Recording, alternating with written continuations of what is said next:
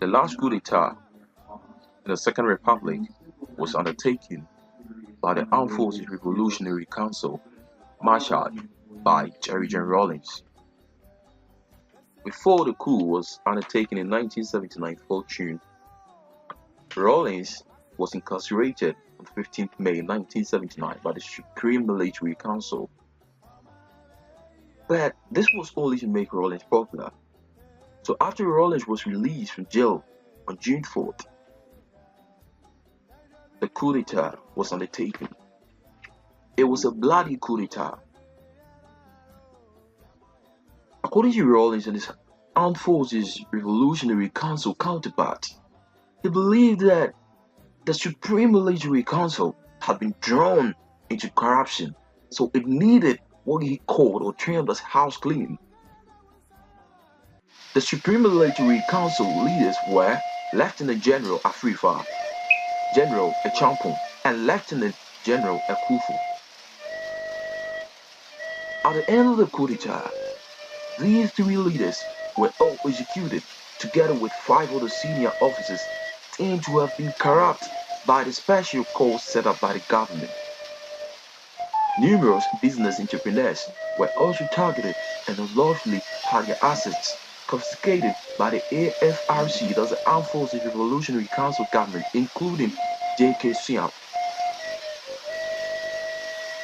After the coup had taken place, the Armed Forces Revolutionary Council allowed already scheduled elections to transpire. At the end of the elections, Dr. Hillerman of the People's National Party was elected to become the president of the Third Republic, and in fact, Dr. Hillerman became the only president of the Third Republic.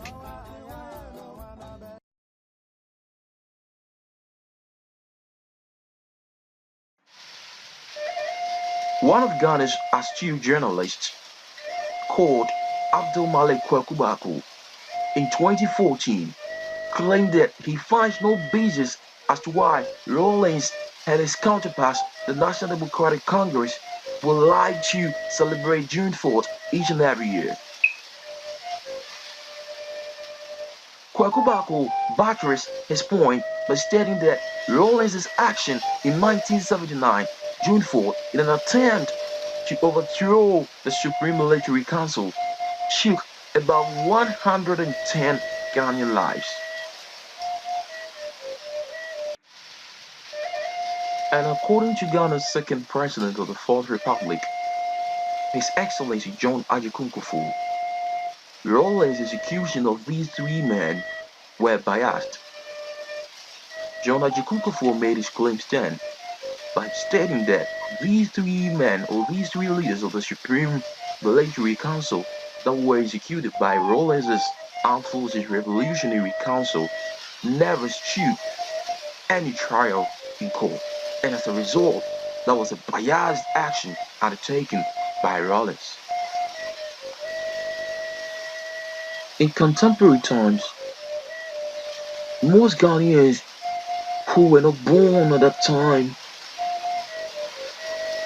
or perhaps had no idea about the June 4th, 1979 revolution, expressed amazement as to why Rawlings could take part or spearhead this happening or this coup d'etat that claimed about 110 lives.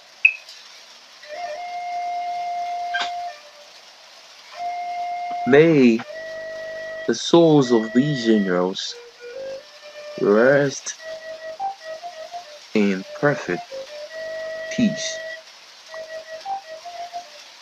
Everyone has a judgment. Everyone has a different opinion about what Rawlings did previously. In the media, everyone has an opinion about what Rawlings did in 1979.